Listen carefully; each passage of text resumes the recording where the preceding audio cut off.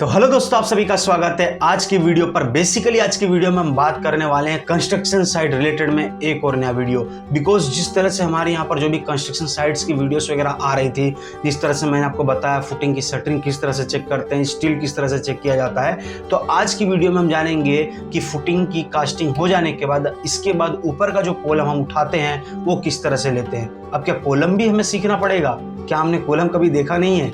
जी हाँ दोस्तों, देखा है, लेकिन ऐसी छोटी छोटी पॉइंट्स जो हमें हेल्प करती हैं as a side engineer, as a normal person. अगर आप अपने घर को भी कास्ट कर रहे हो, बनवा रहे हो घर को, तो किस तरह से उस चीज़ को चेक करना चाहिए, किस तरह से देखना चाहिए, क्या वो जो कॉन्ट्रैक्टर हमें काम करके दे रहा है वो बेटर क्वालिटी का है कि नहीं है, वो हमें एक अच्छी तरह से आना चाहिए देखना। हमें आज की वीडियो में सीखने को मिलेगा कि आखिरकार कॉलम एक बेटर क्वालिटी का किस तरह से कास्ट करते हैं। तो दोस्तों इसके लिए मैंने यहाँ पर 5 पॉइंट लिए हैं। तो दोस्तों हमारा यहाँ पर पहला पॉइंट आता है कॉलम का हमें यहाँ पर स्टार्टर लेना चाहिए। दूसरा, कॉलम का स्टील किस तरह से चेक करना चाहिए वो मैं बताऊंगा।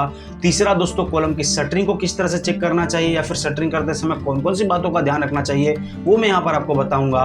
फिर इसके बाद दोस्तों कॉलम को कास्टिंग करते समय से कौन कौन सी बातों का ध्यान रखना चाहिए वो भी मैं यहाँ पर आपको बताऊंगा। और लास्ट सबसे इंपॉर्टेंट पार्ट, कॉलम को क्यूरिंग करते समय कौन सी बातों का हमें ध्यान रखना चाहिए वो भी हम यहाँ पर सीखेंगे। तो पहली पॉइंट को हम शुरुआत करते हैं कॉलम का स्टार्टर, जिसे हम कॉलम का शूज यानी कि कॉलम के किकर के नाम से भी जानते हैं। जी हाँ दोस्तों, जिसे हम कॉलम का शूज यानी कि एक तरह से कहे तो जूता, और किकर यानी कि शुरुआती पॉइंट यानी कि किकर यानी कि एक तरह से किक पॉइंट मिलता है, उसके यहाँ पर स्टार्टिंग पॉइंट मिलती है, इसलिए इसको स्टार्टर भी कहते हैं। इसीलिए यहाँ पर इसका नाम यहाँ पर स्टार्टर दिया गया है। दोस्तों स्टार्टर की अगर हम यहाँ पर बात करें तो यह एक दिन पहले बना जाता है मेन कॉलम को कास्ट करने से पहले, और इसकी साइज जो रहती है वो एक्चुअल जो कॉलम का क्रॉस सेक्शनल साइज रहता है, यानी कि जो भी कॉलम की साइज दी गई है, मान लेते हैं कॉलम हमारा यहाँ पर 1200 बाई 300 का है, यानी कि 1200 जिसकी लेंथ है, 300 जिसका यहाँ पर विड्थ है, वो कॉलम के साइज के हिसाब से उस कॉलम का स्टार्टर बनाया जाता है। और उसका डेप्थ यानी कि जो उसको कास्टिंग करना है जितनी हाइट तक, वो यहाँ पर मिनिमम 5 से 6 इंच रखा जाता है,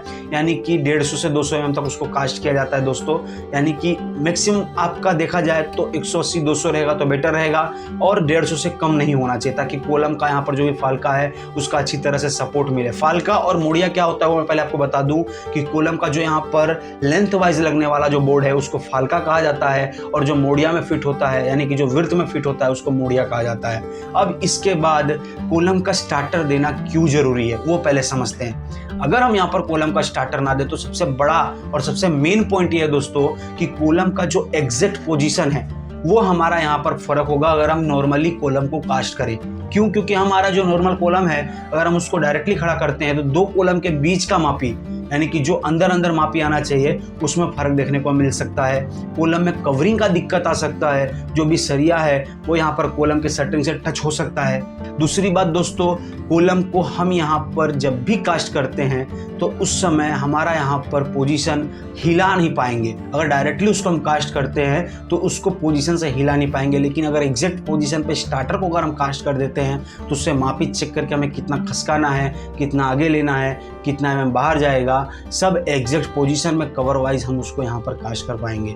फिर इसके बाद आती है दोस्तों यहाँ पर अगर देखें तो कॉलम की स्टील की बात। कॉलम की स्टील की बात करें तो इसके अंदर जो मेन वर्टिकल बार्स दिए गए हैं कि कितना 20 का सरिया है, कितना 16 का सरिया है, कितना 12 का सरिया है, तो वो हमें एग्जैक्ट चेक करना चाहिए। अगर सरिया खत्म होता है, जो भी हमारा सरिया अगर उसका यहाँ पर कहें तो फुटिंग से लेने के बाद ऊपर आते आते अगर वो सरिया खत्म होता है तो उसमें खास लेपिंग का हमें ध्यान देना चाहिए। लेपिंग मिनिमम अगर यहाँ पर हम देखें तो 50x D होना चाहिए। 50x D यानी कि एक जनरल फॉर्मूला है जो हर जगह काम आता है, नहीं तो ग्रेड वाइज यानी कि M30 का माल है, M40 का माल है, उसके हिसाब से भी हमें यहाँ पर दिया रहता है कि हमें कितना लैप करवाना चाहिए सरिया। लैप यानी कि एक ये जो हमारा पुराना सरिया आया हुआ है, अब इसके ऊपर जो सरिया खड़ा होगा उसके ऊपर जो सरिया जाएगा उसको लैप करना।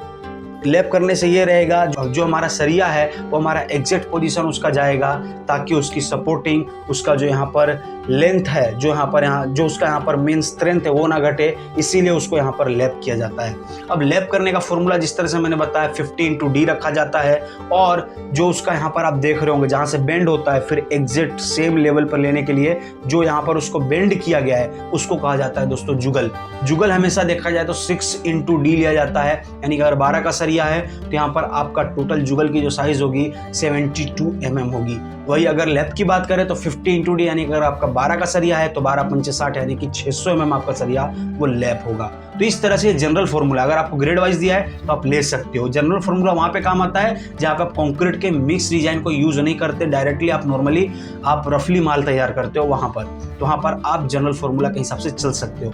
फिर इसके बाद दोस्तों आता है जो भी उसके अंदर का स्टीरप्स वगैरह आप प्रोवाइड करो, उसकी स्पेसिंग अच्छी होनी चाहिए। मास्टर्स रिंग जो भी उसके अंदर प्रोवाइड कर रहे हैं, डब्बा रिंग जिसको कहा जाता है, उसकी जो यहाँ पर हुक है, जो भी हुक दी गई है वो यहाँ पर 90 डिग्री पर ना होकर के 135 डिग्री पर हो, जिस तरह से आपको यहाँ पर पिक की मदद से दिख रहा होगा, कुछ इस तरह से रखना चाहिए। इसका रखने के पीछे कारण क्या है दोस्तों कि जब भी कॉलम के ऊपर लोड आएगा, ऊपर से ही लोड आने वाला है तो कॉलम दबने का ट्राई करेगा। अगर किसी चीज को हम दबाते हैं तो बीच से फूलने का ट्राई करेगा, फूलेगा तो वो कॉलम बल्जिंग होने की संभावना हो सकती है। बल्जिंग यानी कि फैलने की संभावना हो सकती है और वो फैल करके खुल ना जाए, इसीलिए हम उसको 35 डिग्री पर रखते हैं। जो स्टीरप्स है वो उसको भागने से रोकेगा, इसीलिए स्टीरप्स प्रोवाइड किए जाते हैं। तो ये था हमारा यहाँ पर कुछ जनरल स्टम्प्स में स्टील का चेकिंग। अब इसके बाद कॉलम की शटरिंग की बात करें, चेकिंग किस तरह से की जाती है, तो हमने स्टार्टर तो ले लिया है। अब उसके हिसाब से हमारा जो फालका वाला पोर्शन है वो बोर्ड खड़ा होगा, मोड़िया वाला बोर्ड खड़ा होगा। तो इस तरह से चारों साइड जो भी है साइज अनुसार हम यहाँ पर शटरिंग कर देंगे। और एक बात याद रखिएगा, शटरिंग करते समय अगर आपका कॉलम जो भी है 2 मीटर से कम है तो एटलीस्ट मिनिमम आपका 6 जैक टेका, यानी कि 2 आपका फालका के साइड इधर वाले फेस में और 2 पीछे वाले फेस में, यानी कि 4, और एक आपका इधर वाला मोड़िया फेस और इसके बाद एक पीछे वाला, टोटल आपका 6 जैक टेका लगना चाहिए। जिसके कारण आप जब भी उसका वर्टिकल पोजीशन करेंगे कॉलम का, यानी कि जब भी प्लम चेक करेंगे तो आपको सपोर्टिंग करने में, आपको प्लम करने में, आपको एग्जैक्ट उसको वर्टिकल पोजीशन लाने में कोई भी दिक्कत या फिर कोई भी परेशानी ना हो। अगर आपका सीयर वॉल है, लिफ्ट पर्दी है, लिफ्ट पर्दी यानी कि जिसकी साइज बड़ी रहती है, 3 मीटर की रहती है, 4 मीटर की रहती है, तो उसमें मिनिमम 3 से 4 जैक टेका लगाया जाता है ताकि अच्छी तरह से उसका प्लम हो पाए।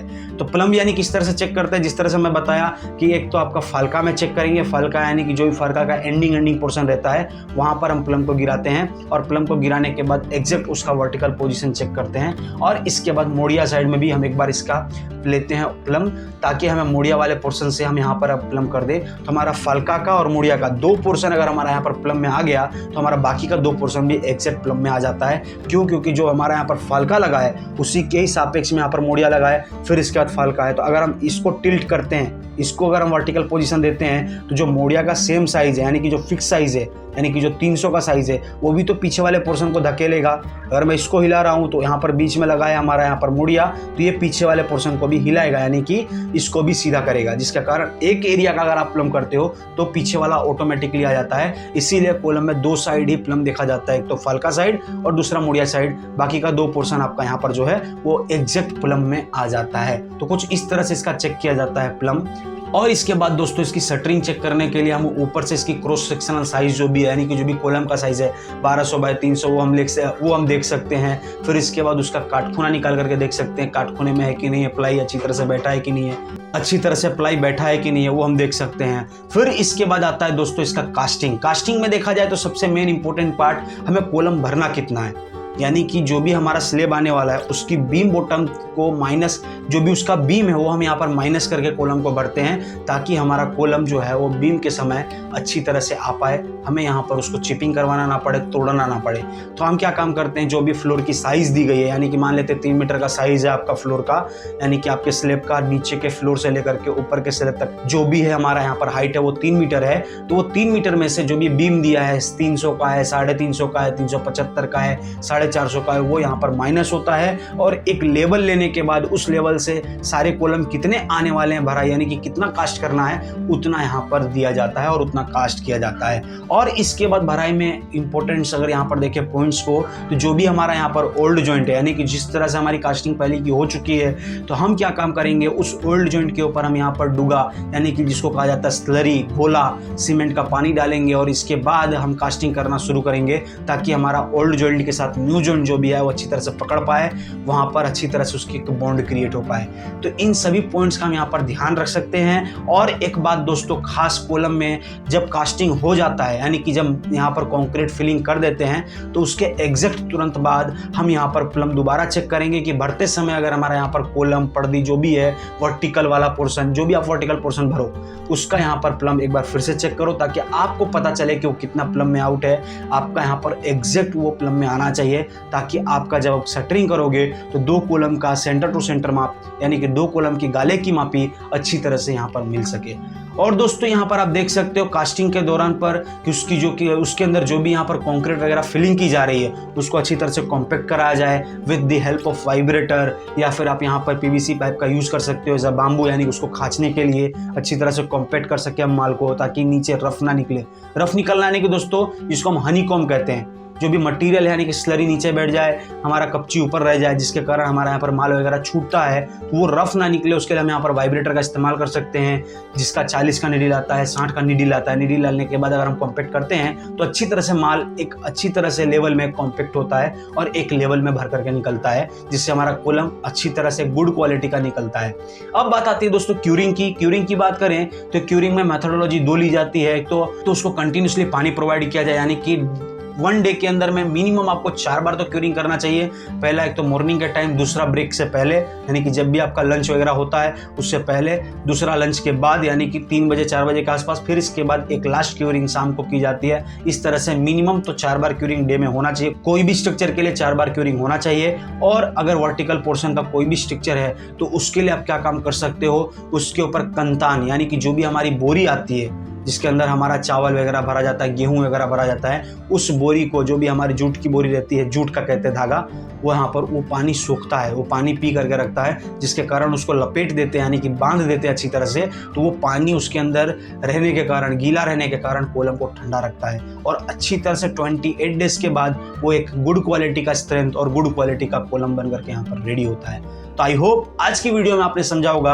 कि अगर बेस्ट क्वालिटी का कॉलम हमें यहाँ पर कास्ट करना है तो किन किन बातों का ध्यान रखना चाहिए, किस तरह से कास्ट करवाना चाहिए और ऐसी कौन कौन सी बातों को हमें यहाँ पर नेग्लेक्ट करना चाहिए जिसके थ्रू हम एक बेस्ट क्वालिटी का कॉलम कास्ट कर सकते हैं। तो आई होप मिलते हैं अपनी नेक्स्ट वीडियो में। आज के लिए इतना ही। Bye bye, take care and good bye.